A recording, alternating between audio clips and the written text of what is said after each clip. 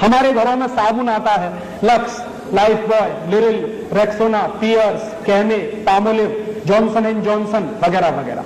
ये सब साबुन क्यों खरीदते हैं? एक बार मैंने एक भाई से पूछा कि लक्स से क्यों नहाते हो? कहने लगा माधुरी दीक्षित कहती। एक दूसरे से पूछा कि तुम क्यों लगाते हो? कि हेमा मालिनी कहती। तो कभी माधुरी दीक्षित और हेमा मालिनी कुएं में गिरेंगे तो हम भी गिरेंगे। ये बेवकूफी मत करिए। और मैं शायद आपको मालूम नहीं है कि माधुरी दीक्षित या हेमा मालिनी या कोई भी फिल्मी हीरोइन लक्स से नहीं नहाती, साबुन से नहीं नहाती। तो आप पूछेंगे मुझको कैसे मालूम?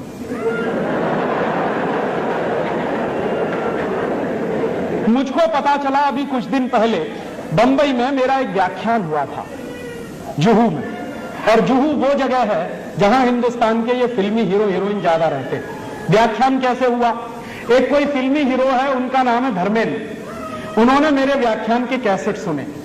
मेरे व्याख्यान के कुछ 10 कैसेट निकले हैं, तो उन्होंने सुने और उन्होंने तुरंत फोन किया कि मैं राजीव दीक्षित से बात करना चाहता हूं। मैंने कहा मैं बोल रहा हूं।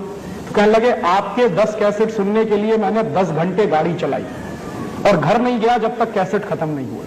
मैंने कहा बहुत अच्छी बात है, क्या लगा आपको? मैं आपका एक व्याख्यान करना चाहता हूं। मैंने कहा जरूर करिए, मैं आऊंगा। क्या आपकी फीस क्या है? मैंने कहा मैं फीस नहीं लेता कभी व्याख्यान के लिए। कहने लगा अच्छा फिर तो मुझे खुशी है, आप आइए। मैंने कहा जरूर आऊंगा, एक ही शर्त है कि जितने फिल्मी हीरो हीरोइन है उनको सबको बुलाइए ज्यादा से ज्यादा। तो उन्होंने कहा मैं कोशिश करता हूं। तो क्या हुआ, उनका एक बंगला है लोनावाला में, पूना और बंबई के बीच में, वहां उन्होंने व्याख्यान रखा। मैं गया, ज्यादा लोग तो नहीं आए, कुछ 25-30 लोग आए थे। उनके बीच में मीटिंग हुई, बातचीत हुई, बहुत सारे सवाल पूछे।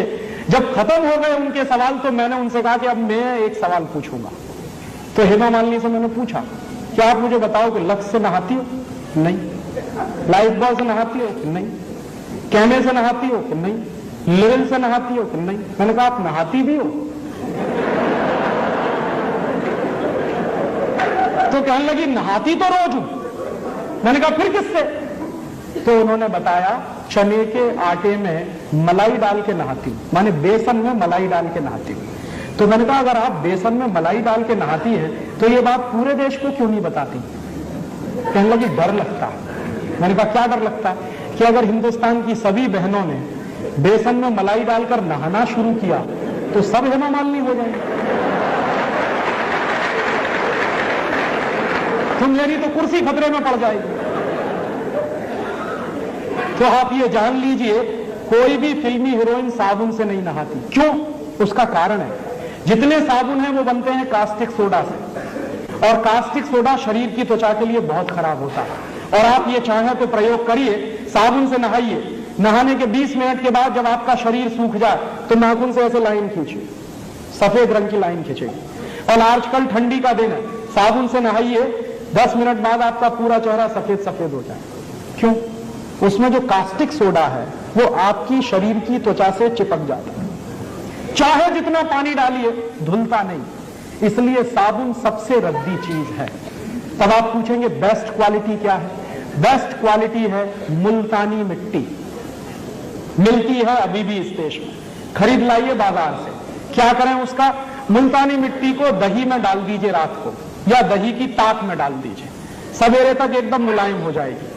उसको पेस्ट बनाइए, शरीर पर ऐसे ही लगाइए जैसे साबुन लगाते हैं, और नहा लीजिए गर्म पानी से, एकदम फ्रेश हो जाएंगे आप। दूसरा तरीका, चने का आटा माने बेसन, उसमें मलाई मिलाइए, पेस्ट बनाइए, उसको रगड़िए और उससे नहाइए। तीसरा तरीका, आप जो है अपने घर में ले आइए मसूर की दाल का आटा, मसूर की दाल होती है उसको पिसवाइए, उसका आटा बनता है, उसमें शहद मिलाइए, मध मिलाइए और उसका पेस्ट बना के उससे शरीर को लगाइए और गर्म पानी से नहाइए, आपकी स्किन एकदम सॉफ्ट हो जाएगी। चौथा तरीका, मुल्तानी मिट्टी लीजिए, अरीठा का पाउडर लीजिए, शिकाकाई पाउडर लीजिए, तीनों को बराबर बराबर मात्रा में मिलाइए, डिब्बे में बंद करके रखिए।